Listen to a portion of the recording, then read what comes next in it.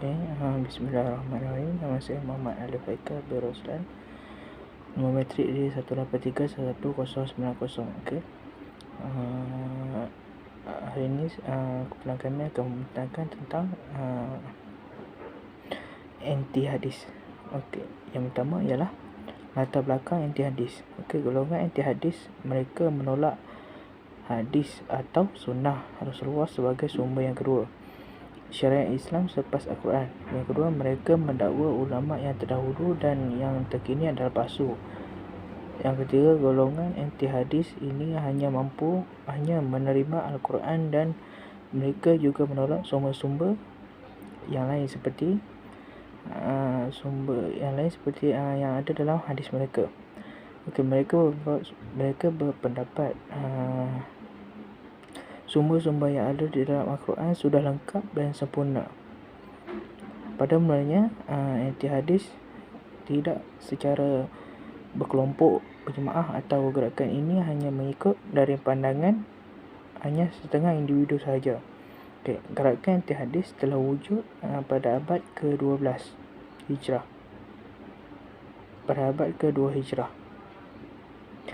Okey, antara matlamat anti hadis ialah yang pertama ialah mereka melemahkan ajaran agama Islam. Yang kedua, mempengaruhi pemikiran umat Islam seperti orang yang lemah akan ajaran atau pegangan agama Islam. Yang ketiga, mengembangkan ajarannya dan tidak mengajak untuk mengingkari Rasulullah SAW. Okey, sejarah golongan anti hadis. Okey, pada zaman Rasulullah, kemunculan golongan ini dapat ditinjau di kalangan kaum Quraisy yang telah mendustakan ajaran baginda. Okey, sejarah berkembang anti hadis ini pada zaman moden. Muncul keraguan yang timbul oleh penjajah barat. Situasi sama turut berlaku di Mesir. Syekh Muhammad Abdul. Sejarah anti hadis zaman sahabat Rasulullah SAW. Golongan anti hadis telah wujud pada zaman sahabat Rasulullah SAW. Umayyah berkala berusaha mencari penyelesaian terhadap permasalahan hanya merujuk kepada Al-Quran. Okay. Golongan anti hadis pada zaman Imam Syafi'i. Mereka juga mendakwa bahawa hadis bukanlah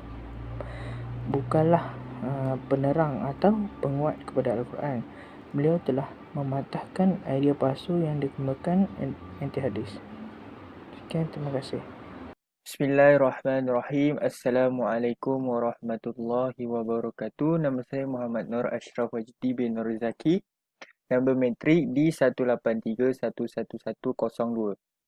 Jadi saya akan sambung pada faktor-faktor kewujudan anti hadis. Di faktor yang pertama, pihak anti hadis mendakwa kitab-kitab sahih tidak mengandungi kata-kata atau perbuatan Rasulullah. Mereka mendakwa bahawa dalam kitab sahih tak ada langsung perbuatan atau kata-kata dari Rasulullah.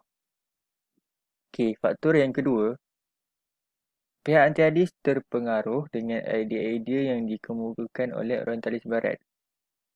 Maksudnya, pihak anti hadis ni lebih terpengaruh dengan apa yang dilontarkan oleh orientalis barat daripada ahli sunni, ahli yang terima hadis. Okay, faktor yang ketiga, salah faham berkaitan hadis. Pihak anti hadis ni tak terima hadis sebab mereka dah salah faham dengan hadis Rasulullah SAW. Okay, faktor yang keempat, tidak membuat kajian dan kefahaman yang mendalam berkaitan Al-Quran. Okay, pihak anti hadis ni tidak buat kajian langsung tentang Al-Quran. Sebab tu mereka tak terima hadis. Seterusnya, golongan yang terlibat. Okay, golongan yang pertama, golongan yang menolak hadis. Okay, mereka ni tidak mahu menggunakan hadis dan mereka cuma menggunakan Al-Quran saja. Golongan yang pertama, golongan anti hadis yang pertama, mereka guna Al-Quran, terima Al-Quran tapi tak terima hadis. Okay, golongan yang kedua, Golongan yang juga anti hadis, tapi dalam masa yang sama mereka telah mencipta hadis yang lain. Golongan anti hadis, mereka cipta hadis lain. Mereka tak terima hadisnya Rasulullah, tapi mereka cipta hadis sendiri. Okay, ini merujuk kat Syiah lah. Syiah hakikatnya adalah anti hadis, tapi ramai yang tak perasan dan kurang sedar pada hari ini. Okay, Syiah lebih bahaya dari segi menolak semua hadis Nabi yang sahih maupun ia dari hadis dan Muslim dan sebagainya. Lalu dengan itu, ia telah mereka hadis yang baru. Mereka tak terima langsung hadis Rasulullah, walaupun dari sahih Muslim yang kita tahu sahih Muslim itu adalah yang paling sahih. Tapi mereka tak terima, malah mereka mencipta hadis baru. Okay, yang terakhir, golongan orang yang mengiktiraf kedudukan Al-Quran dan Sunnah tetapi tidak beramal dengannya. Golongan terakhir ni mereka tahu Al-Quran dan hadis tu mulia, kedudukannya tinggi, tapi mereka tak amal. Mereka mengambil separuh dan meninggalkan cuma separuh atau tidak beramal dengannya langsung walaupun ia telah menolak kebenaran terhadap Al-Quran dan hadis sebagaimana sama seperti dengan golongan anti hadis lah.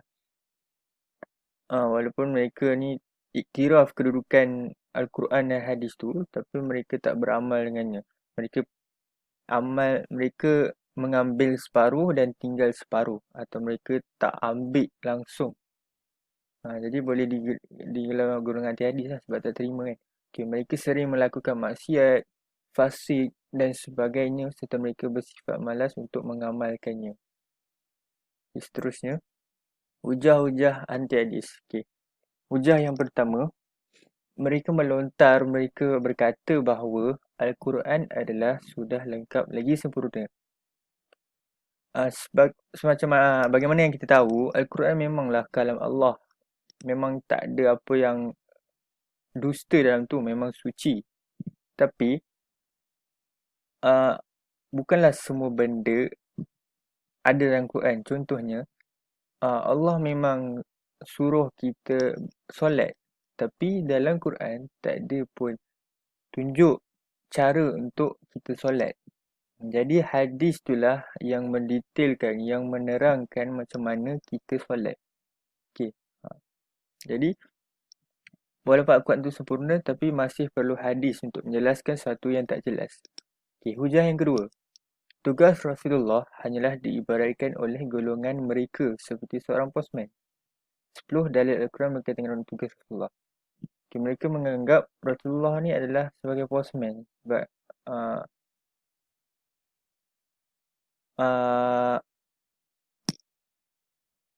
Rasulullah adalah pengantara antara kita dan Tuhan. Jadi mereka menganggap benda tu remeh, hanya sekadar macam postman biasa yang bagi cerita, bagi khabar. Tapi untuk kita bukan postman biasa. Ini adalah tentang semua yang patut kita tahu tentang agama. Okay, hujah yang ketiga, mentaati Rasulullah berarti menyekutukan Allah. Kerana beliau hanyalah seorang manusia yang biasa. 10 dalam Al-Quran berkaitan dengan kemuliaan Rasulullah. Okay. Pihak anti hadis ni berkata bahawa kalau kita taat dengan Rasulullah, sama macam kita menyekutukan Allah. Sebab apa? Mereka menganggap Rasulullah tu adalah manusia biasa. Ya, memang Rasulullah adalah manusia macam kita. Tapi yang bezanya Rasulullah adalah maksum. Tak ada dosa. Dan Rasulullah adalah kekasih Allah. Beza dengan kita. Okay, ujian terakhir adalah Allah Subhanahu Wa Taala melarang Rasulullah dari berkata sesuatu selain Al-Quran. Mereka berkata bahawa Allah SWT melarang Rasulullah berkata selain Al-Quran. Sebab tu mereka tak terima hadis. Sebab hadis bukan daripada Al-Quran. Yang terakhir, kesan-kesan anti hadis. Okay, kesan yang terhadap individu. Yang pertama, akidah seseorang akan rosak. Yang kedua, masa terbuang dan minda seseorang akan tertutup.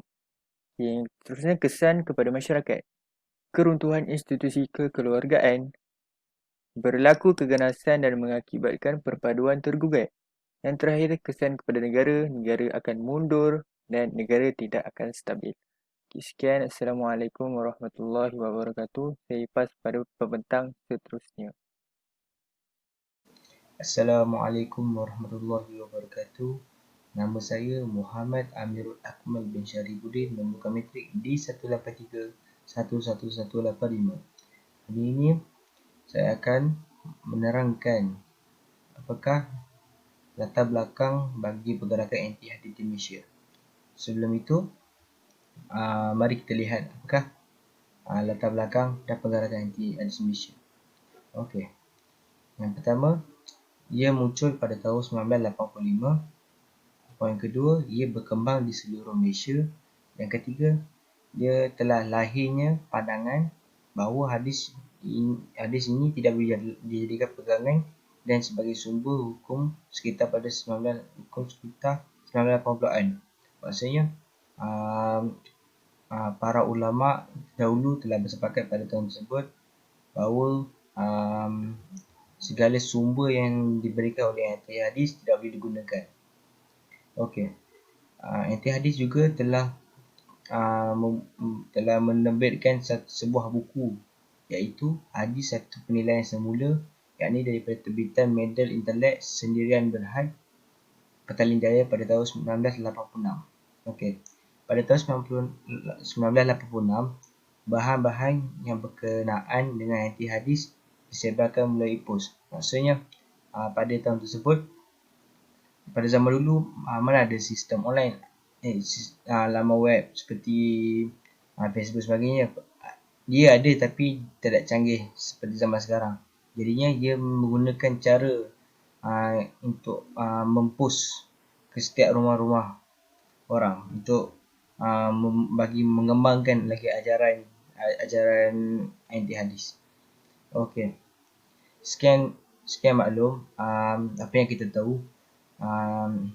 Di Malaysia terdapat seorang pengasas anti hadis, iaitu Kasim Ahmad, yang merupakan pelopor gerakan anti hadis serta ia merupakan pengasas dalam Parti Sosial Rakyat Malaysia.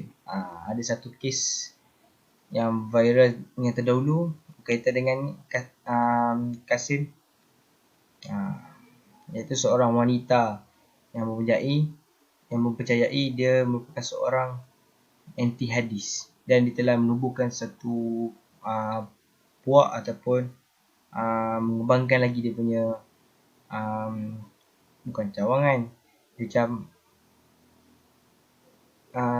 dia punya kumpulan dia. Okay, yang seterusnya mari kita lihat pada langkah-langkah untuk menghalau penyebaran. Okey. Yang pertama, kita perlulah memantapkan ilmu agama secara menyeluruh, perlu dilipat gandakan dengan menghadiri kelas-kelas pengajian sama ada di masjid maupun di surau. Ini kerana ia dapat melindungi diri kita daripada terpesong dengan golongan anti hadis serta dia dapat memperkuatkan pegangan akidah kita. Okey. Yang kedua, sentiasa mengingatkan atau menasihati anggota setempat agar tidak terlibat dalam apa-apa doktrin yang bertentangan dengan ajaran Islam. Maksudnya, kalau kita tahu perkara itu merupakan salah satu ajaran anti hadis, kita perlulah menjebak kepada jiran-jiran kita agar berwaspada dan berhati-hati dan tidak tergolong dan ikuti ajaran anti hadis tersebut. Okey. Yang seterusnya, kesimpulan. Golongan hadis adalah golongan yang tidak langsung yang tidak mempercayai bahawa perkataan Nabi atau Nabi adalah betul. Maksudnya, segala kata-kata yang diutuskan oleh Nabi bagi golongan tersebut adalah betul dan cuma dia tidak mempercayai. Dia tak percaya kata-kata tersebut. Tapi dia tahu perkataan itu betul, tapi dia tak percaya. Itu saja. Okay, jelas bahawa golongan anti hadis adalah golongan yang pertama daripada di kalangan umat Islam yang menolak autoriti Rasulullah SAW. Okey. Yang ketiga, disimpulkan kefahaman golongan anti hadis ini tidak berasas sama sekali. Dan keempat, ajaran anti hadis ini adalah ajaran yang salah dan sesat, mengikut dari hukum syarak serta ia memberi kesan yang membahayakan terhadap seluruh umat Islam. Maksudnya, segala perkara yang bersumberkan dengan ajaran anti hadis ini tidak sah untuk kita digunakan pada zaman sekarang, dan ia dapat melemahkan didapatkan melemahkan akar pegangan Islam kita. Okey, itu sahaja daripada saya. Assalamualaikum warahmatullahi wabarakatuh.